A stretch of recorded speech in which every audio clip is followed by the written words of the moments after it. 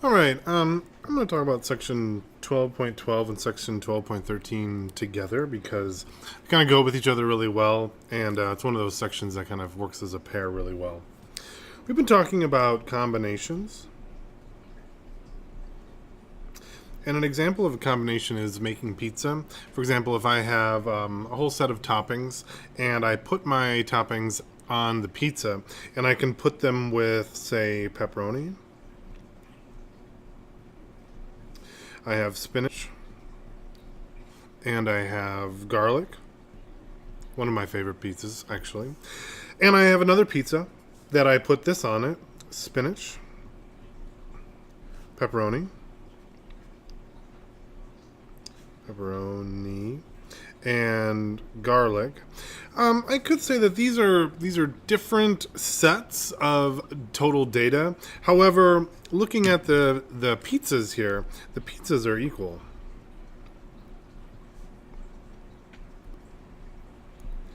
And a combination like this is something where the order does not matter.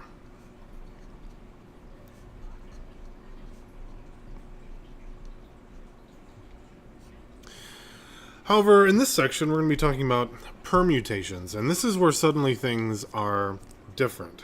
In a permutation, it's not like a mutation like in biology. A mutation is in a different kind of a thing.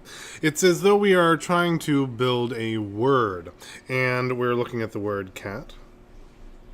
And in this case, I'm trying to look at all the possible ways that I could spell this word using these three letters, using the letters of C, A, and T. And this time I could write these letters out as cat. I could write them out as A, C, T.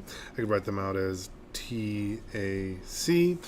These are all the same when they would be the same in the combinations. However, in this case, only one of them is my desired outcome of cat. So a permutation is different in that the order matters. And for some of the questions we'll ask you, is this a permutation or combination? Permutation, order does matter. And they're going to ask you, is it a combination or is it a permutation? And the way that you'll be able to tell is whether or not the order changes what's being done. If in this case, it doesn't matter what order I put my toppings on, I get the same pizza. In this case, though, it does matter what letters I put in what order for me to find them. Now, for example, say I wanted to find out the total permutations that I could make using these three letters to make a three-letter word. Well, what I could do is I could build a tree, but what I can do a little bit differently is I can build my number rule, or my number rule. I can't remember what it's called in the previous section, where I'm finding out how many of each combination that I'm looking for. For example, for my first letter, I have three possible choices. I could put here a C, an A, or a T. For my first, for my second, well, I've already put one letter in because I can't reuse them in this case. So I only have two possible choices for my second spot. And after I've used two of the letters, there's only one letter left for my third section. And just like before, I can multiply them together to get the total number of different ways that I could organize this. So looking at this, I would have 3 times 2 is 6, times 1 is still 6. 6 total possible ways to look at this. Now, one thing that does start to happen is it starts to get a little bit more complicated as I'm doing this. Now let me find some examples that I like. You will be asked to determine whether or not they are looking at examples, but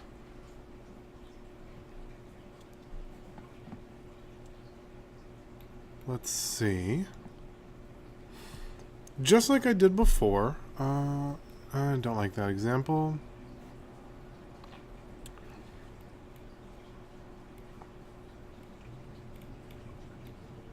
Sometimes what will happen when we're looking at permutations is I'm going to be pulling numbers out of a lottery system.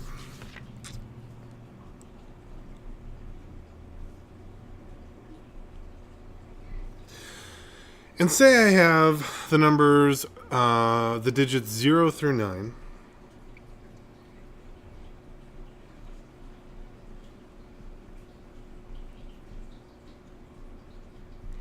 And I'm going to be building a lottery from this. And I want to know if I put all of these little cards or the kind of floating balls in the pressurized air chamber, what is the odds that I will draw, or how many different 3-digit numbers could I draw from this?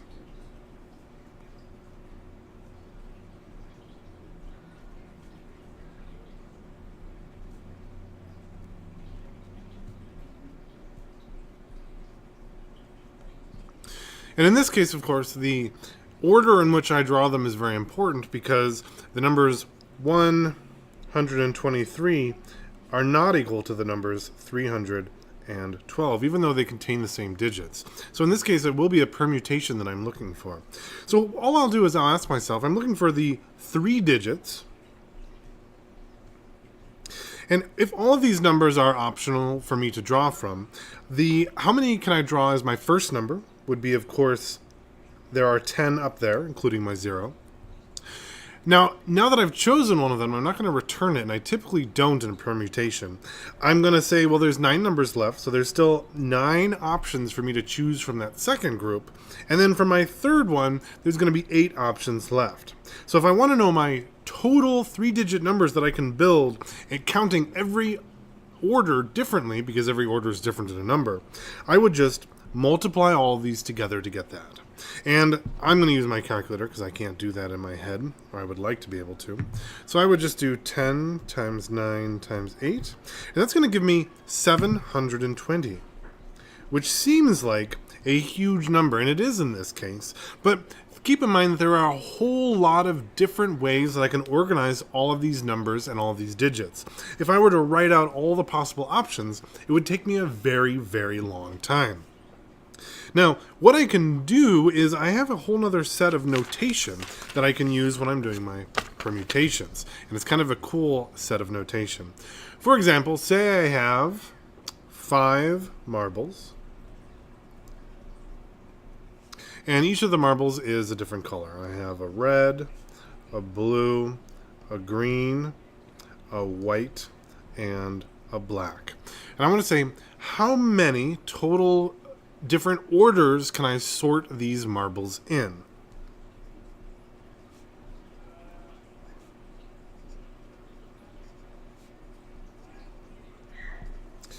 Well, what I can do is I can ask myself again, if I have my 5 choices, 1, 2, 3, 4, 5, how many choices can I pull out for my first marble? 5. 4 in my second, because I've already pulled one out. 3, 2, and 1. Multiplying them all together, I would be able to arrange them 5 times 4 times 3 times 2 times 1 is 120 different ways.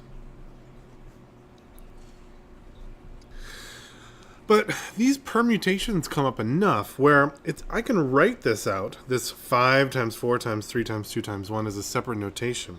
And I write it like this. And I say it like this. 5 factorial. And 5 factorial means 5 times every whole number inside of it down to 0. And it's very useful when I'm making permutations. Watch as I do a couple more things with it. Now, say for example, there's another kind of notation that we'll see sometimes. And it looks like this. If we're finding a permutation, which these are, and I'm finding, say I want to take 4 items of something, or say I have, sorry, I don't see it often this way, so I wrote it wrong. Let me find it from the example just so I don't make a mistake.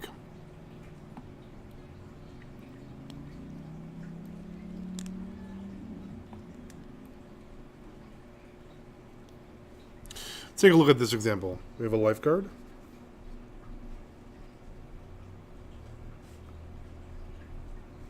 At the pool.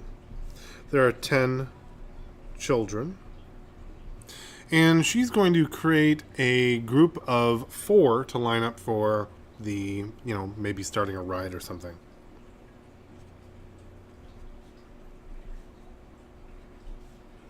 Now they're going to be in line because the order, of course, has to matter.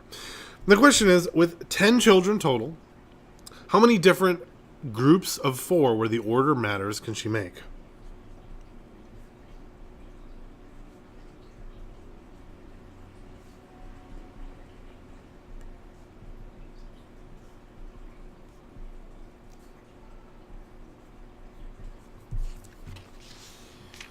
And we'll look at the way to write this that's a little bit different.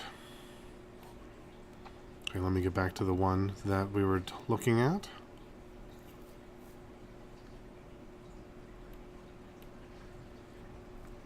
All right. So, like before, I could write this in a way that shows when I was looking at my lottery examples. But we're going to write this as kind of a fancier notation style. And I'm going to write that like this, where she has 10 total choices, but we're only going to make a list of 4. And this is how we write our fancy notation, where we could write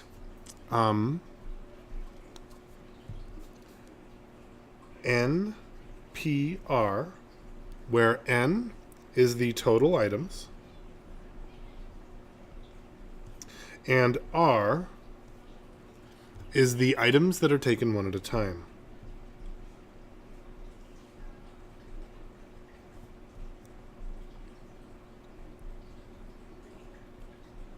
So in this case, we have 10 items, or 10 children, and we have 4 that are picked afterwards. And it's important that we keep the notation similar to this because it's going to be the key here. Now, when I can do this, I can do it like I was doing before, where I drew out my lines, but I have a much easier way to build this and write it out. I can write my total factorial on the top. My total items would be 10 factorial.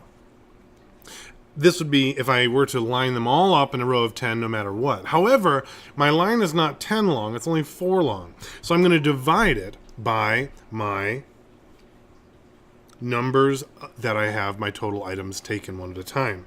I'm going to divide it by 4 factorial.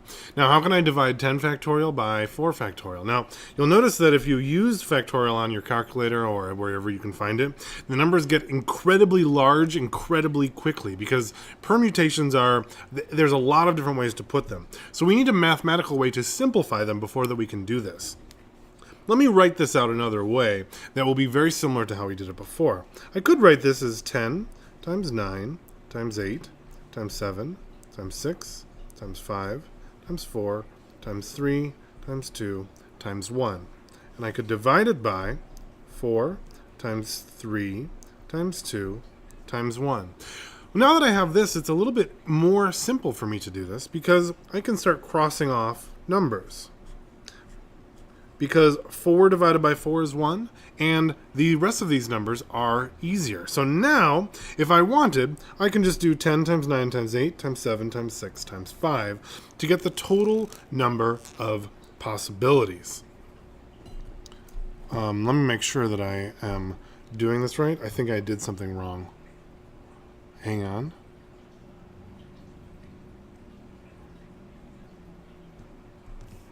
I did. Sorry. My bottom number, if we ignore this real quick, should be this. My when I'm setting it up, it would look like this instead.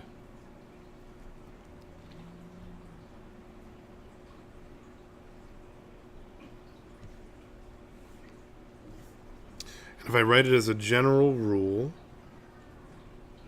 let's see. My rule of NPR really looks like this. N factorial over N minus R factorial.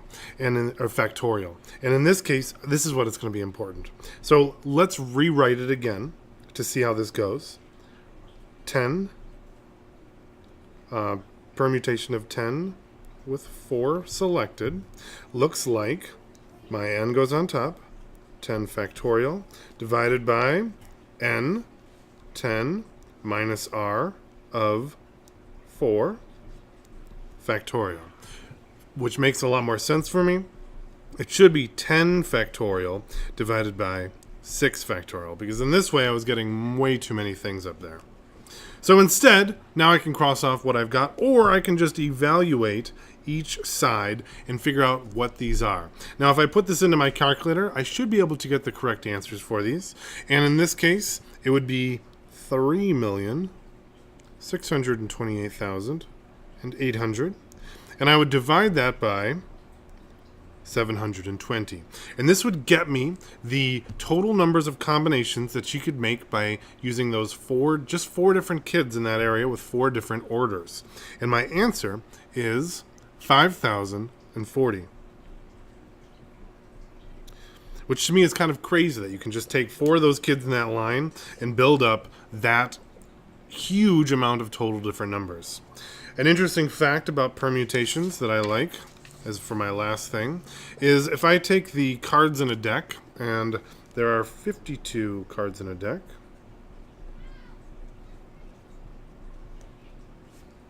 and I order them, I do a shuffle, and I can then look at the entire deck and lay it out, and I can see how many total different orders can I build from the deck.